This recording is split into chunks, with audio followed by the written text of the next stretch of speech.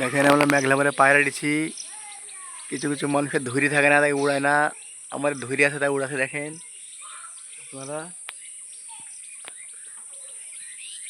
পায়রা উড়ালে কালে তো থাকা দরকার, বুঝতালা। এক একটা মানুষের কালে জানাই, তাই পায়রা উড়ায় না। দেখেন দেখেন আমরা উড়েছি। আমরা উড়ালে একটা দুটি করে উড়াইনি, ঠিক আছে। আমরা উড়ালে 20-25টা করে উড়াই, 30টা 35টা করে উড়াই।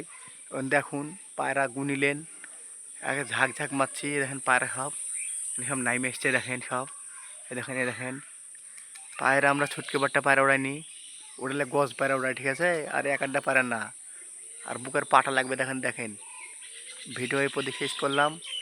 আমরা গ্রুপে দিব তাই করলাম ভিডিওটা। কেউ কেউ ভাই বলে পায়রা উড়ে না, তাই দেখেন ভিডিওকে দিলাম। খান ধৈরি খান, দেখেন মেঘলা দিন, বুঝতে পারছেন আবহাওয়া খারাপ। পায়রা হারিয়ে গেলে কোনো দুঃখ নেই আমাদের। হারিয়ে গেলে আবার ঝাঁক, আবার 2 দিন মাসখানেক বাদে ঝাঁক তৈরি করব। খালি বাচ্চা গেলে উড়েছি দেখেন।